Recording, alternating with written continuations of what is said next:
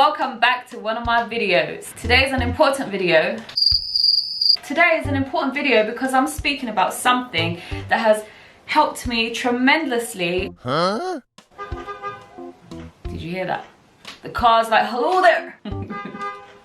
Obviously that's not for me because I don't have any friends, so anyway, let me concentrate. This segment, this video is actually going to support one of my ideas that I have that's called Project Inspiration. So I want to go into anywhere that will have me and speak to them about positivity and how positivity has changed my life, because it really has, and I think it's very important that we speak about this. So I've come here today. I've actually not come here because I live here, but don't worry about that. The title of this video is called Overcoming Sadness in Positivity. I know my friend said to me, Nayna, it's not in positivity, it's something else. I was toying with positivity, but I was like, no, because I'm overcoming sadness because I am in positivity. My gosh, it's really helping me, and I'm just so shocked at the thought of this. So let's get into this video. So first of all, I think I just have to acknowledge that there's many different types of faces to sadness and depression. Because my sadness and that turned into depression was because I couldn't find God. God doesn't make sense to me. If God isn't real, and actually all of the professionals that I've been speaking to lately, they get quite shocked at what I'm saying to them. So then all the professionals I speak to, they're just a little bit like, what? You're depressed about what? And every time I start speaking about it and I start thinking about the fact that God is not real, it gets me back into that same place of like, why? I just want to die. Like, I don't want to be, and it starts getting me angry. And every time the professionals that I'm talking to about this, they're just like, okay, I don't know why it's so shocking to them. But anyway, that's my sadness, which is so different because other people have all these different things. So for example, somebody's sadness can be about the fact that they don't have any friends, or the fact that none of their relationships work, or the fact that this guy or this girl left me and now I want to die. Some people could be that they don't have any food in their cupboard, that they don't have any money to buy nice clothes. I've even started witnessing a little bit of sadness in my son in boredom. Like when he's bored, he gets sad because he starts thinking about the fact that he's wasting his time, and he's so young, he's turning 13 tomorrow, and he's there like contemplating life, like, oh, what am I going to do with myself? What am I going to do in my life? And I'm just sitting here scrolling through TikTok, and what a waste of time. And he starts getting really sad about that. And that is another side to sadness, of when you don't have a direction in life. You feel like you're not going anywhere, you're not achieving anything, and then you become sad. And as you may know, or some people might not know, sadness is what leads into depression, and depression is what leads into suicide. So it's a whole negative cycle that we get into because we are sad about something. And it's really important to say here that some people might judge others for their sadness, like, oh, why are you sad about that? Like, if for example, if you're sad that somebody has left you, somebody might judge you and say, you know, get a grip, there's like billions of people outside of that person and you can go and find somebody else, like, get a grip. But really, sadness attacks, and if you don't get out of the sadness, it can turn into depression, and if you don't get out of depression, eventually you do want to die. And then I just want to note here as well that the desire points are also different for everybody, right? So for me, what I see as healing my sadness is if I understood God, if I could understand what God is, talk to God, understand who I am, understand what I was before I was born, what I'm gonna be when I'm die. And not from a information perspective, because everybody has something to say about that. Lots of people pass information on about that, but that information is literally words. I want to really know it and understand it. And for me, that is what would stop my sadness. And then, and this is quite funny because it leads into another topic that I'm going to come up to, what people say about trying to be happy in the present moment, regardless of where you're at. Which I have, obviously, I think I have a bit of an objection about that, because sometimes it's difficult if somebody's like hitting you, for example, if somebody's like beating you up, it is a bit difficult, or if there's World War III outside, it is a little bit difficult to maintain this positive happiness in the middle of that. Though it's not impossible, because if you're exposed to this behavior for such a long time, then you can of course maintain some type of control. When adverse activity is going on outside of you, then yes, you may maintain your peace, but that takes practice and exposure and understanding. But everybody has different desires. I want to have food in my cupboard, I want to have a good job, I want to have nice people around me, I want to have kind people around me. And what some, I guess, self-help people, those people that write those books, what they're trying to teach is that even when you have these things and you say you want these things, and when you have them, it actually doesn't heal anything. Like, for example, I want money and I'm going to be happy, I want food, I'm going to be happy. You get food, you get money, and then still something attacks you and then you're not happy. I think that there's a solution to all of this, I really do. Also, I don't necessarily think that that's actually true, because when you've been starving for so long, for example, and then suddenly you're blessed with food, people use that word a lot, blessed, you do actually appreciate it a lot and you actually are happy. And even though you might have this little sadness inside of you, the sadness doesn't grow into depression because you're aware of where you came from, where you are right now, you're blessed. So they don't allow the sadness to become depression, but some people do. So that's why we're here and we're speaking about this. It was really interesting because when I was in the middle, I've suffered with depression, and I use the word suffer, I don't know why. Oh no! I have dealt with depression for over a decade. Since my son was born, he's 13 years old, God disappeared, I was sad, and then it's just been a roller coaster, down, down, down, down from that day on. In the past 2 years, and actually in the past 1 year, the whole thing got just really, really, really worse, because I was sitting in my bedroom and I was starting to feel like I was losing my mind, because I didn't understand how I would be alive without a God, because I was literally convinced that there's no God. I was literally convinced that I belong to this weird existence. What is that? And I was so confused. And I guess my brain wasn't equipped for that, because my brain has been speaking about God since I was a kid. So then to finally accept that there is no God, it's like my whole entire life was a lie. So what does that make me? Does that make me crazy that I was living a lie? And my brain was so confused, and I was just determined that I had to die because I didn't want to be a part of this world anymore. Anyway, if you was to say to that person what I know now, that person would not care. So if I was to say, Nayna, surround yourself with positivity, not even surround yourself, because actually that is quite helpful, but listen, positivity could change your life. If they said that to me, I'll be like, I don't care if positivity could change my life, because what I want is I want to know God. If you say to somebody, oh, it doesn't matter that you don't have food in your cupboard, it doesn't matter that you don't have friends, positivity can change your life. It's like, I don't care about positivity, what I want is this. And so I had to really understand, how could I have helped myself back then with what I know now? And what I realized that happened was one important step is when I decided, and I think that this is really important, because if you don't make this decision, nobody can help you. So you have to decide that you want to get help. You have to decide that you want to change. You have to decide that you want to leave the place that you are living in. And for me, that was every day I want to die. Every day I'm sad. Every day I'm down. I walked to the shopping center and I could barely bring a smile to my face. My face was like really down and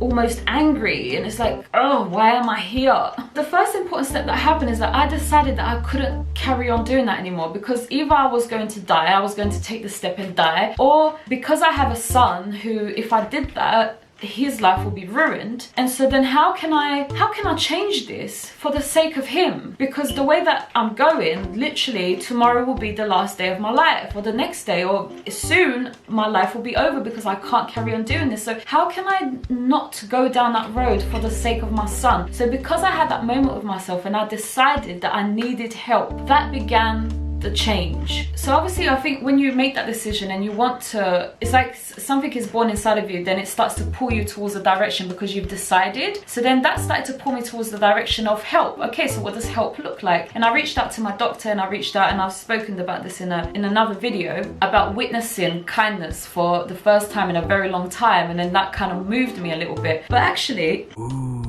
I started watching this girl on YouTube, and it was really interesting. And actually, just for context, I have to explain what the video was, because she is a tarot reader, and I used to believe in tarot reading when I was a kid, but I don't, now that God is a bit of a confusing topic, I actually don't know if tarot reading is real, but I don't even listen to her for the tarot reading part. I listen to her because she is so positive. All of her outcomes has a positive spin. All of her words are positive. She encourages you, she empowers you, she has so many positive things to say about you. And I was literally addicted to listening to this girl's videos on YouTube, and I literally spend like the whole day listening to her. And lucky for me, she had like years worth of material. I'll just literally listen one after the other, and obviously all of them would like have different information, so In one video, I had to let go of this love story. In another video, he's the one. And in another video, you're not gonna have a boyfriend for another year.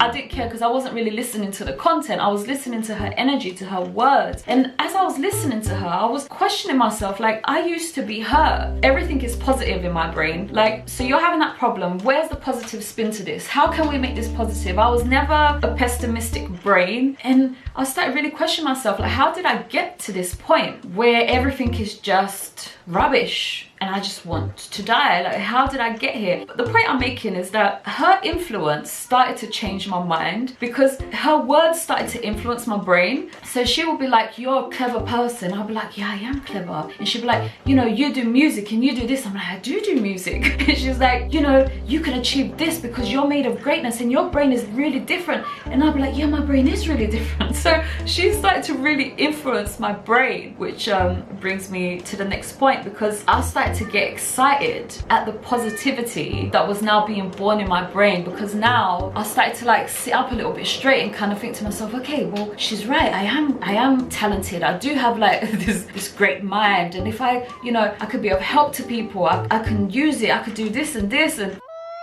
I started to get excited, which I think is another step that happened. So first I decided to change, then I started to be influenced by somebody from the outside with positivity, and then I started getting excited at what the influence was doing to me, and that gave birth to a new possibility, which I didn't have 6 months ago when I was buried in that bad place. I didn't have the possibility. Like, the only possibility was death, because the only reality is negativity, and so then that was my only possibility. It's just a bad ending. Whereas now there was a new possibility, the new possibility that I am great, I have got something to give to the world, I'm amazing, I am all of these positive things that this girl was affirming to me. She has no idea who I am. She didn't know how much she changed my life, but here she was day after day telling me how amazing I was. And so then this possibility just opened up in front of my eyes, and I started like walking down the street, and my walking was different. I remember this so clearly because I was sitting in the park and I was like looking around, and I was like, oh my gosh, like, how much has my life changed in my head? Because I'm actually looking at the tree thinking, isn't life great? I never would have said that 6 months ago, isn't life great? Because life was absolutely not great. Life was a disgrace. And here I am 6 months later with a different mindset. And so then I really started questioning that, because it's like, hold on, what happened? Because nothing really happened. I was still in the same job, I was still with the same family, I was still in the same house, in the same bedroom, in the same everything. The only thing that had changed was maybe my hair grew longer, and I changed my wardrobe because I had to change all my clothes because I was sick of them. Aside from that, everything was the same. So what does that mean? That now I'm positive and back then I was like sinking, and I was trying to make sense of it. Before I make sense of it, because I want to finish on that point, I just wanted to touch on that possibility that started to happen, because actually what she was painting to me was this positive perception, a positive mind frame to look at your best self. So my worst self is the one who's angry at God, the one who's angry at my family, the one who's angry at people who are mean, the one who's angry at my boss because she's a horrible person. That's the negative side of me, the one who wants to die because nothing makes sense. But here was this new possibility of this positivity that was painting the best self. So I can just quit my job, I can save up to move out of my mum's house, I can, you know, all of these like solutions, these positive solutions are coming up. I can create this project inspiration and talk to people that might be going through these problems and be the light for them the way that this girl was the light for me. Because what I saw is that she was telling the truth. She wasn't even making stuff up, because I do have these talents, I do have these positive possibilities, and yet I was drowning in the negativity because I wasn't paying attention to the positivity. And so then looking at my best self, because that's what she was mirroring back to me, is looking at my best self, I started to celebrate my best self and go, oh my gosh, like, yes, I am amazing, yes I am, I'm such a solution-based person, I think of the world in this like great way. And when I'm not angry at God,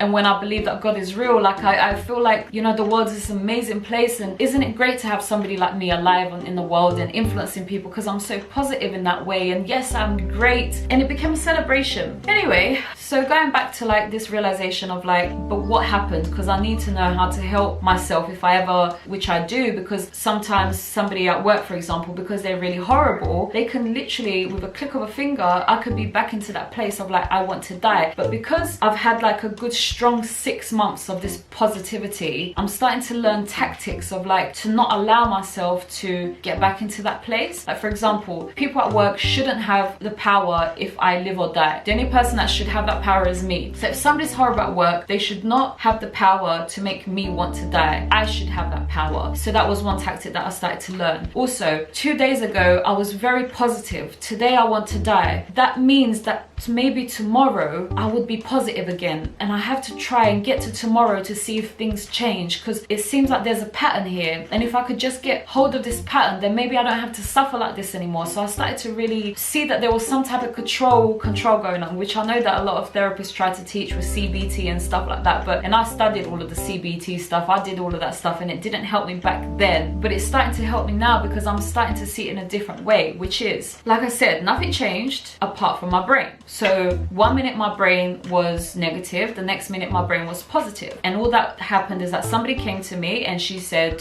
be positive, and I was like, oh yeah. So what I learned is that we have a choice in our brains, right? Either we are influenced by negativity or we are influenced by positivity, and what we do, instead of seeing that this is literally a choice, we see it as fact, we see it as reality. So if somebody said to you, you're ugly, you can't sing, instead of seeing that as negativity, we see that as either fact or not fact. Fact or a lie. So either they're telling the truth or either they're lying. Instead, what I started to notice is that that's not fact, that's just negative. Or that's not fiction, that's just negative. And actually a positive brain or a positive world would never say to you, you're ugly or you can't sing. What they would do is say, what are you good at? Do you like doing this? Let's do that. They wouldn't even say the negative perspective, because the negative perspective is just that, it's negativity. Anyway, so then I started to see that I can just choose to either be negative or be positive. I had this choice in my brain. And I want to give an example. Like for example,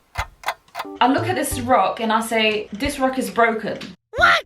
I don't need to say that this rock is broken, because I don't need to state what is negative about it. And the positive spin is that, what can I use this rock for? Or if I don't want this rock, what rock do I want? And we've gotten so used to being negative that we don't even see that as negativity. We just see it as stating the fact, this rock is broken. But I'm learning, and I want to learn in my brain how to literally be positive and only positive. So I don't need to state that this rock is broken. I just need to state what I can use the rock for. And if I don't want the rock, I just leave it alone and I move on to the next. I don't need to sit there and tell this rock that it's broken. Yeah. That you are no longer fit for purpose because you're broken. And this is the negativity that we don't even see alive in this world, and we're full of it. And so then I started to see that we have a choice. Do we live in this negative perspective, how we see things in a negative way, or do we live in a positive way where we see things positively? And I've witnessed both. One of them makes me want to die, and the other one makes me want to live.